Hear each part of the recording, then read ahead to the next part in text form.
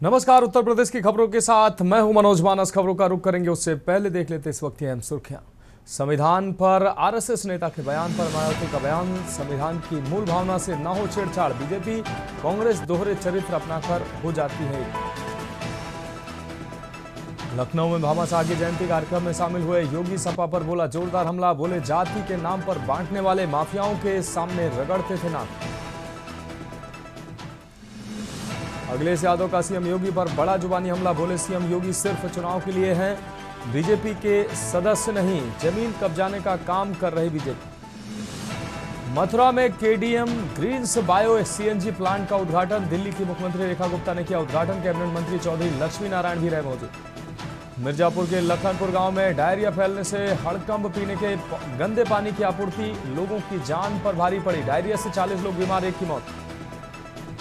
इटावा में सपा प्रतिनिधिमंडल ने एसएसपी से की मुलाकात, उपद्रवियों पर पुलिस की कार्रवाई पर जताई नाराजगी, बड़े आंदोलन की दी चेतावनी।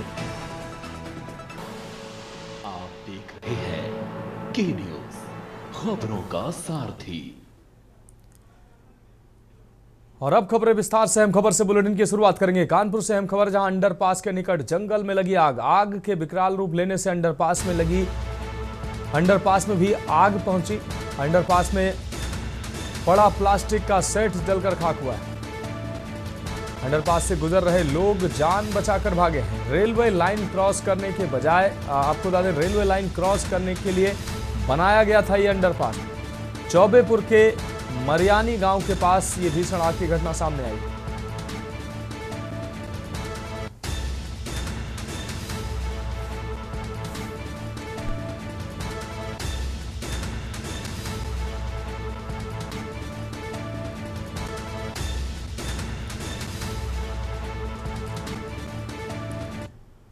और अगली खबर कानपुर से, जहां ऊंचा सुनना जुर्म बन गया, दरोगा ने जमकर पीटा है। दरोगा की गुंडई का वीडियो सोशल मीडिया पर वायरल हो गया।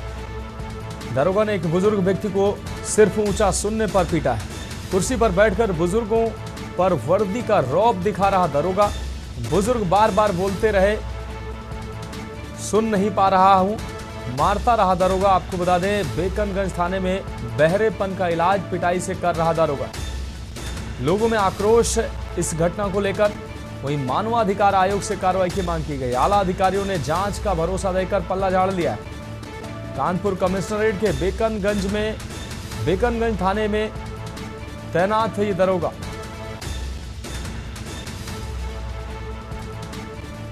तो आला अधिकारियों ने जांच का भरोसा देकर पल्ला झाड़ा है।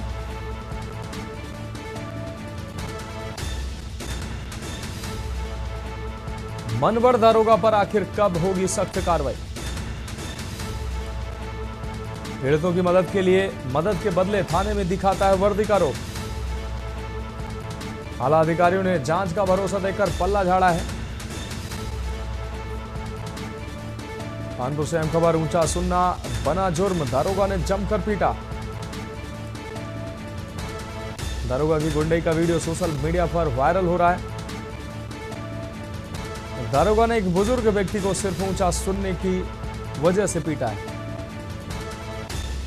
कुर्सी पर बैठकर बुजुर्ग पर वर्दी का रौब दिखा रहा दरोगा।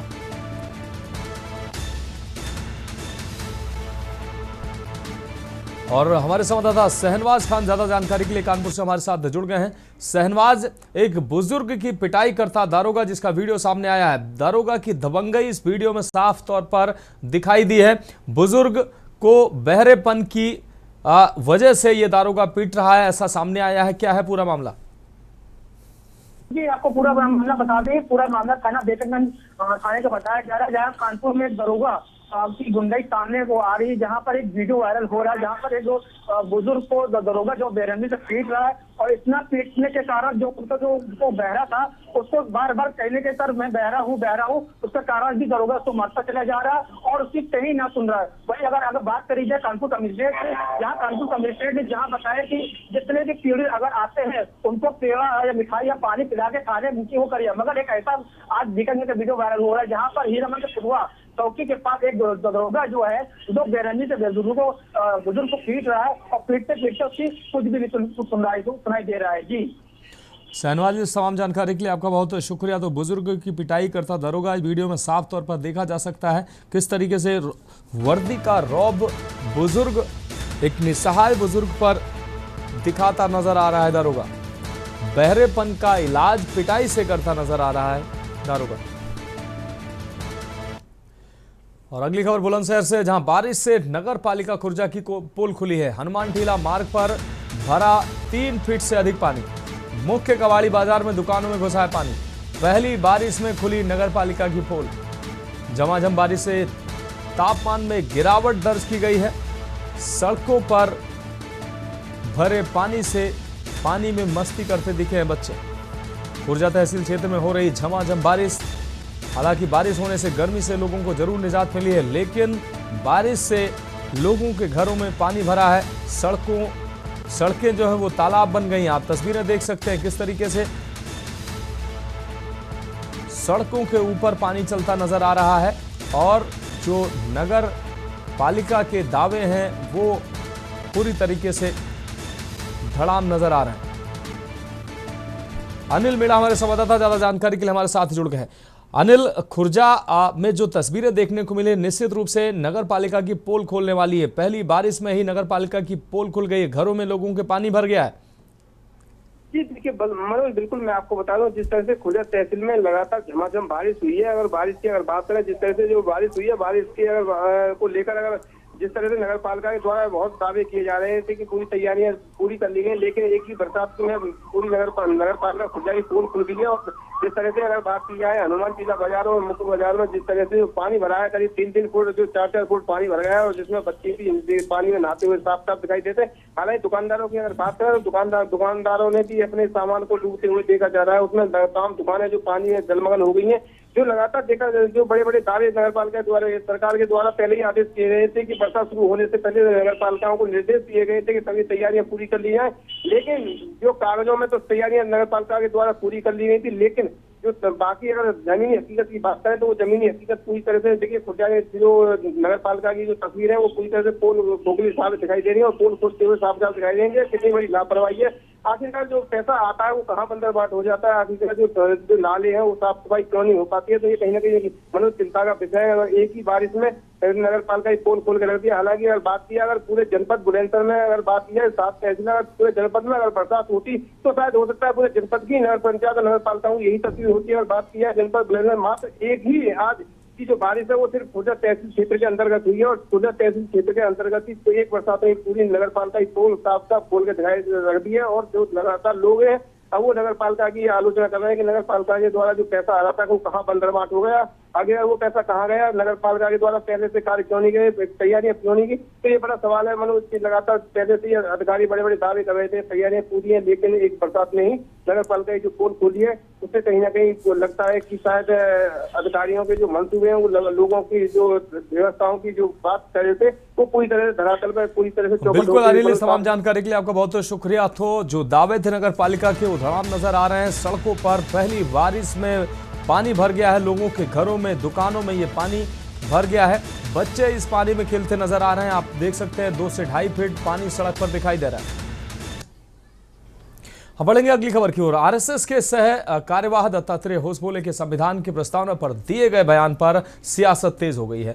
अब इस मामले में बहुजन समाज पार्टी की सुप्रीमो और पूर्व मुख्यमंत्री मायावती की भी प्रतिक्रिया सामने आई है। बसपा चीफ मायावती ने लखनऊ में प्रेस कॉन्फ्रेंस की और कहा कि समय समय पर संविधान में गैर जरूरी परिवर्तन किए गए।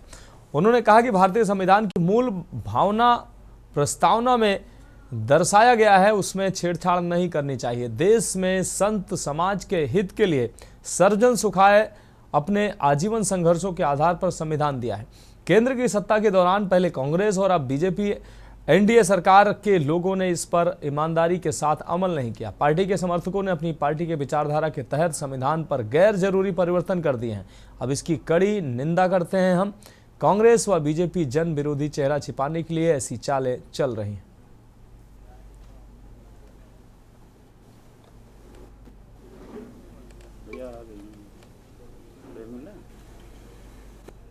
उद्देश्यों के लिए परम पूज्य बाबा साहब डॉक्टर भीमराव अंबेडकर ने अपने आजीवन अथक संघर्षों के अनुभवों के आधार पर भारत को जो हर मामले में मानवतावादी बेहतरीन संविधान दिया है, तो उसका केंद्र में रही सत्ता के दौरान पहले कांग्रेस पार्टी ने और अब उसके बाद पिछले कुछ वर्षों से सत्ता में बीजेपी के नेतृत्व में चल रही एनडीए की सरकार के लोगों ने भी देश के करोड़ों देशवासियों के लिए व्यापक जन व देश हित में कभी भी इस पर अपनी पूरी ईमानदारी व निष्ठा से अमल नहीं किया है,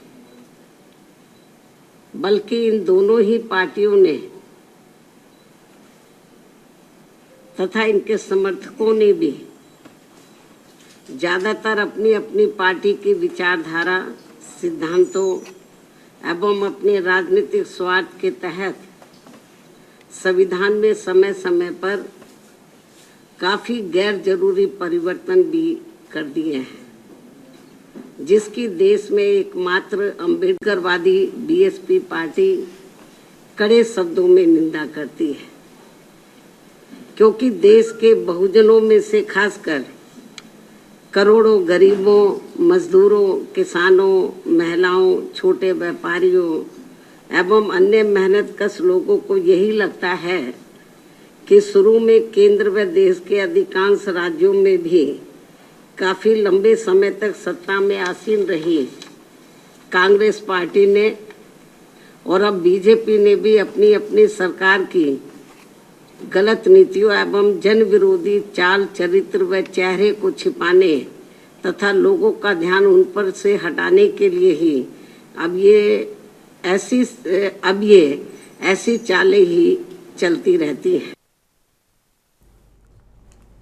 बढ़ेंगे अगली खबर की ओर। खबर राजधानी लखनऊ से, जहां मुख्यमंत्री योगी आदित्यनाथ ने भामाशाह की जयंती के अवसर पर लखनऊ के लोक भवन सभागार में आयोजित एक कार्यक्रम में परोपकारी भामाशाह को श्रद्धांजलि अर्पित की। इस दौरान सीएम योगी ने विपक्ष पर जमकर निशाना साधा। अपने भाषण में योगी ने जातिवाद, माफिया राज और भ्रष्टाचार के मुद्दों को उठाते हुए विपक्षी दलों को आड़े हाथों लिया। सीएम योगी ने कहा कि वोट बैंक के लिए ये लोग कब तक और कितना बांटेंगे देश को। उन्होंने कहा कि जब इन्हें सत्ता मिली थी तो ये दुर्दांत माफियाओं के सामने अपनी नाक रगड़ते थे, सत्ता को गिरवी रख देते थे। पूर्ववर्ती सरकारों पर भ्रष्टाचार के गंभीर आरोप लगाते हुए उन्होंने कहा कि पहले ये लोग नौकरी के नाम पर वसूली करते थे, लेकिन आज जब उनका वसूली का धंधा बंद हो गया है तो अब जाति के नाम पर देश को बांटने की कोशिश कर रहे हैं। उन्होंने जनता से अपील करते हुए कहा, मैं बार बार कहता हूं, बटोगे तो कटोगे, एक रहोगे तो नेक रहोगे।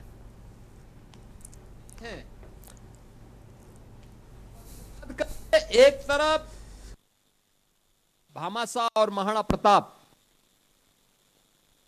स्वामी विवेकानंद और मैसूर के राजा चाम राजेंद्र वाडियार जी, डॉक्टर भीमराव अंबेडकर और सयाजीराव गायकवाड़ बड़ोदरा के महाराजा और केतड़ी राजस्थान के महाराजा अजीत सिंह जी। आप मुझे बताइए, कहां इसमें जाति भेद है? कहां पे भेद है? ये वोट बैंक के लिए लोग कब तक और कितना बांटेंगे देश को? कितना बांटेंगे? ये बांटने वाले लोग वही हैं जिनको जब अवसर मिला था तो उन दुर्दांत माफियाओं के सामने नाक रगड़ रहे थे। आप याद करिए, अंतर यही होता है। ये डबल इंजन की सरकार है।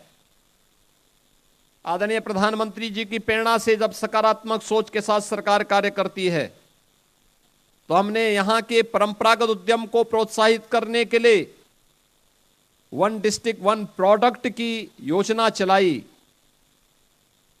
करोड़ों लोगों को रोजगार मिला। व्यापारियों को अपने प्रोडक्ट को एक प्लेटफॉर्म प्राप्त हुआ और वो एक्सपोर्ट का एक नया केंद्र बन गया। याद करिए, एक तरफ भामाशाह और महाराणा प्रताप, स्वामी विवेकानंद और मैसूर के राजा चाम राजेंद्र वाडियार जी, डॉक्टर भीमराव अंबेडकर और सयाजीराव गायकवाड़ बड़ोदरा के महाराजा और केतड़ी राजस्थान के महाराजा अजीत सिंह जी। आप मुझे बताइए कहां इसमें जाति भेद है, कहां पे भेद है? ये वोट बैंक के लिए लोग कब तक और कितना बांटेंगे देश को? कितना बांटेंगे? ये बांटने वाले लोग वही हैं जिनको जब अवसर मिला था तो उन दुर्दांत माफियाओं के सामने नाक रगड़ रहे थे। आप याद करिए, अंतर यही होता है। ये डबल इंजन की सरकार है। आदरणीय प्रधानमंत्री जी की प्रेरणा से जब सकारात्मक सोच के साथ सरकार कार्य करती है तो हमने यहां के परंपरागत उद्यम को प्रोत्साहित करने के लिए वन डिस्ट्रिक्ट वन प्रोडक्ट की योजना चलाई। करोड़ों लोगों को रोजगार मिला, व्यापारियों को अपने प्रोडक्ट को एक प्लेटफॉर्म प्राप्त हुआ और वो एक्सपोर्ट का एक नया केंद्र बन गया। याद करिए, एक तरफ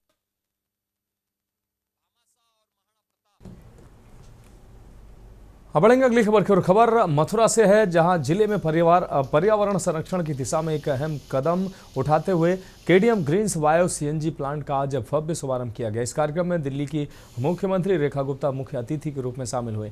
मुख्यमंत्री के मथुरा पहुंचने पर भाजपा कार्यकर्ताओं ने माला और पटका पहनाकर उनका गर्मजोशी से स्वागत किया। कार्यक्रम में उत्तर प्रदेश सरकार के कैबिनेट मंत्री चौधरी लक्ष्मी नारायण भी विशेष रूप से उपस्थित रहे। मुख्यमंत्री रेखा गुप्ता ने प्लांट का उद्घाटन करते हुए कहा कि ये बायो सीएनजी प्लांट न केवल क्षेत्र के किसानों को पराली व जैविक अपशिष्ट के प्रबंधन में मदद करेगा, बल्कि स्वच्छ ऊर्जा उत्पादन के क्षेत्र में भी एक नई दिशा प्रदान करेगा। उन्होंने कहा कि ये परियोजना प्रधानमंत्री के स्वच्छ भारत और आत्मनिर्भर भारत को सशक्त करेगी।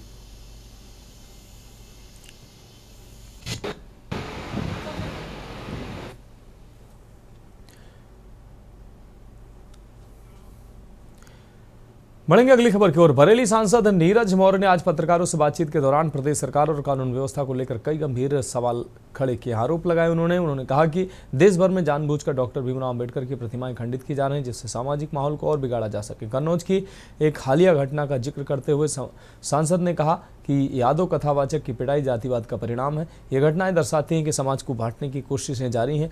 उन्होंने योगी सरकार पर भी हमला बोला और कहा कि सरकार बदायूं और बरेली की जनता को बेहतर इलाज नहीं देना चाहती। उन्होंने आरोप लगाया कि इसी वजह से बदायूं का मेडिकल कॉलेज और बरेली का 300 बेड का अस्पताल अब तक शुरू नहीं हो सका।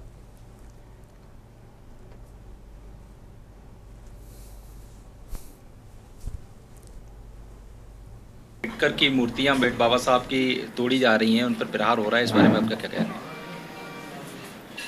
हम सब लोग परम पूज्य बाबा साहब को मानने वाले लोग हैं, उनके बनाए संविधान को मानने वाले लोग हैं।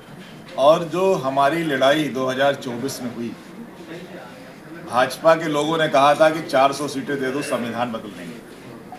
तो जो वो कह रहे थे वही वो कर रहे हैं। संविधान बदलने के लिए उनको अधिकार तो नहीं मिला, लेकिन अब बाबा साहब के प्रतिमाओं को लगने ना दो, उनको तोड़ दो। ये भाजपा का सदैव चरित्र चेहरा रहा है। हम सब लोग बाबा साहब की लड़ाई लड़ेंगे, संविधान की लड़ाई लड़ते रहेंगे।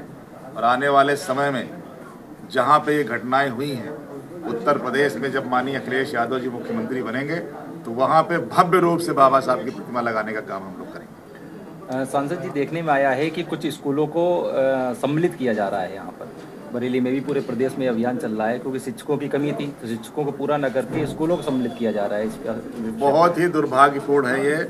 आज़ादी के 77 सालों के बाद जब आज गाँव का गरीब मजदूर हर व्यक्ति का बच्चा पढ़ना चाहता है और हमारे देश के अंदर राइट टू एजुकेशन एक्ट बना हुआ है, तो फिर गांव के स्कूलों को बंद करने का कोई भी निर्णय वो संविधान विरोधी है, जन विरोधी है। इसको सरकार को वापस लेना चाहिए, क्योंकि अगर एक गांव में बच्चा नहीं, स्कूल जब बंद होगा तो वहाँ के बच्चे कहाँ पढ़ने जाएंगे?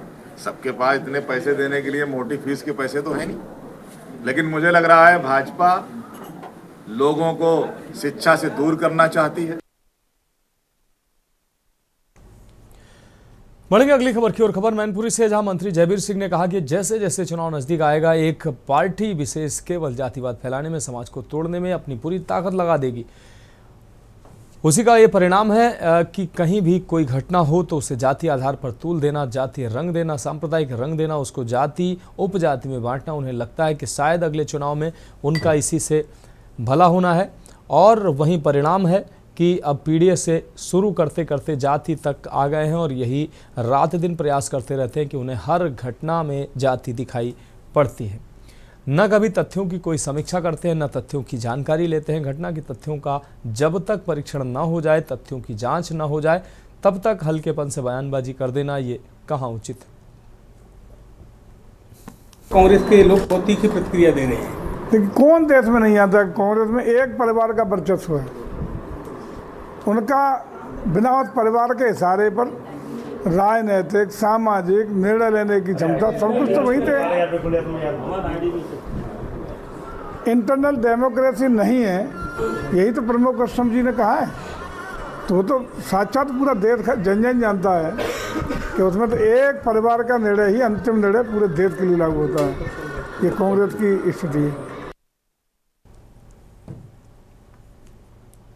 सिद्धार्थनगर जिले के डुमरियागंज में आम आदमी पार्टी के प्रदेश अध्यक्ष बौद्ध प्रांत यूपी इंजीनियर इमरान लतीफ ने पार्टी कार्यालय पर प्रेस वार्ता किया। इस दौरान उन्होंने मीडिया से बात करते हुए कहा कि उत्तर प्रदेश में प्राइवेट स्कूलों से सांठ-गांठ कर योगी सरकार सरकारी विद्यालयों को बंद कर रही है।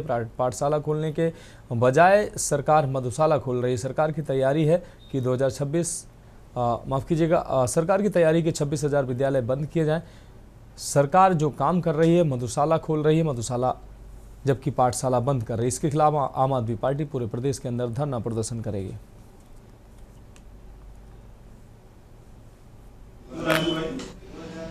मौजूदा योगी आदित्यनाथ जी की सरकार है, वो लगातार शिक्षा के क्षेत्र में विफल होती नजर आ रही है। जहां 2024 के अंदर योगी आदित्यनाथ जी की सरकार ने लगभग 27,000 मधुशालाएं खोलने का काम किया, वहीं 2025 के अंदर सरकार की योजना लगभग 26,000 सरकारी स्कूलों को बंद करने की है। सरकार बहुत जल्दबाजी में है।